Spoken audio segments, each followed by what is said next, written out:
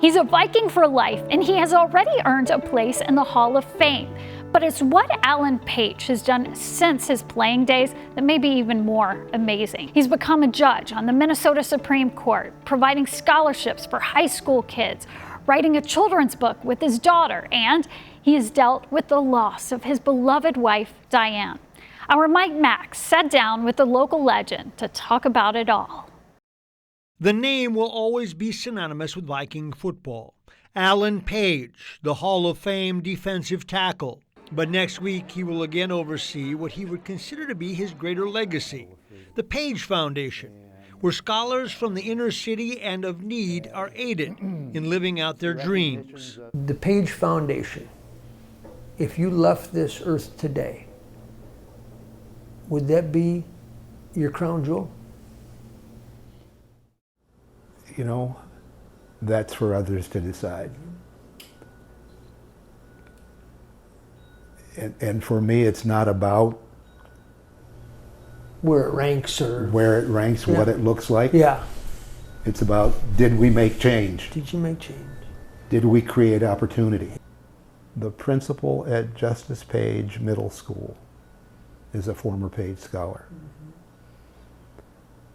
The mayor of Brooklyn Center, a former Page Scholar. What is missing, what has been missing for 4 years now, is his partner in all of this, his wife Diane. She passed away 4 years ago, and she was, without question, the wind beneath his wings. Diane, what did she teach you? Oh, what didn't she teach me?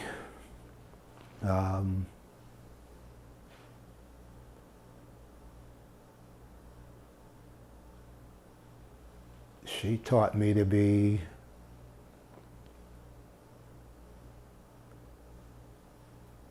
open to new ideas. She taught me to be a fighter more than what I might otherwise have been. And she taught me what it was to be able to share. But I think together we are more than the sum of our parts. That's what I said, yeah. Nothing could be better. Grieving. What advice do you give to someone about grieving? I don't know that I have any advice. It's just there. It's there 24/7, 365. Everybody says it gets better at some point. Maybe it does. Not yet.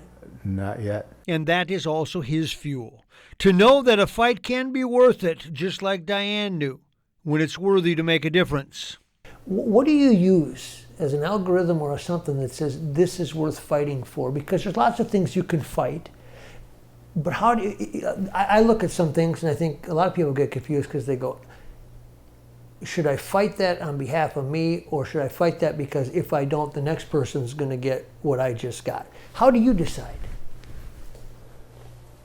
It's not easy, first of all. First of all, you have to figure out what is the right thing to do. Then you have to figure out, do I have the energy? Mm-hmm. Do I have the other resources that will allow me to be successful? And what's the goal here? Is it to make the point, or is it to bring about change? He does not look back to football often. It's just a part of his life. But there is one question that I thought might at least get a reaction. Let me ask one football question. I was thinking about your training camp the other day. You think I know something about football? Just a little, but it's a different game. The training camp is different now. Is it tougher now with just the 3 preseason games and 11 contact periods, or was it tougher when you played for training camp in terms of 6 games and hitting every day?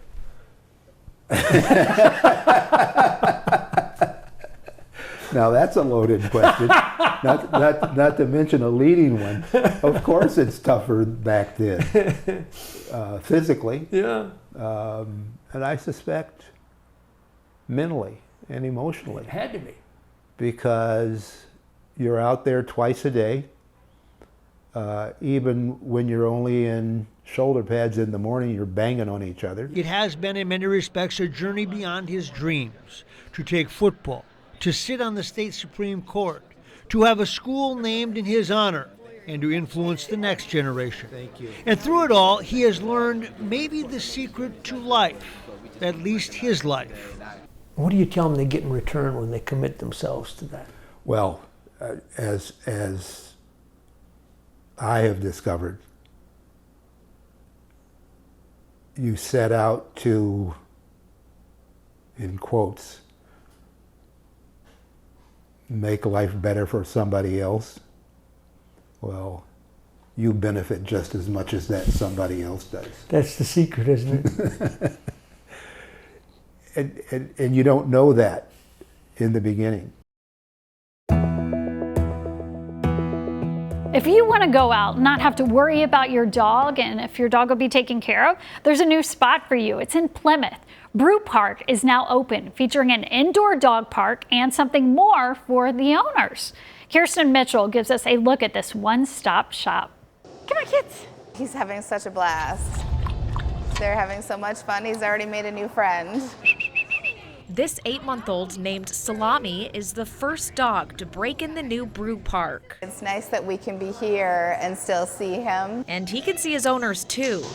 The indoor dog experience is designed for both pets and people. We wanted a space bigger for the hospital and ended up finding this space where we could actually add in more services for our clients. Owner Dr. Angie Woodward is a veterinarian of 16 years. We have human and dog apparel. The new space has a restaurant, a pet retreat with grooming, training, and boarding, and now her new expanded pet hospital, all under one roof. We now have a CT scan. We have an underwater treadmill for physical therapy. So we can do anything from preventative care to special procedures, and we also have urgent care. Owners can snap a photo with their pooch and grab some food or drinks while their dog is supervised by park rangers. Come on. Like Ramona Braun. We like to watch the body language, how the dogs are interacting, and then if we need to step in and separate before anything escalates.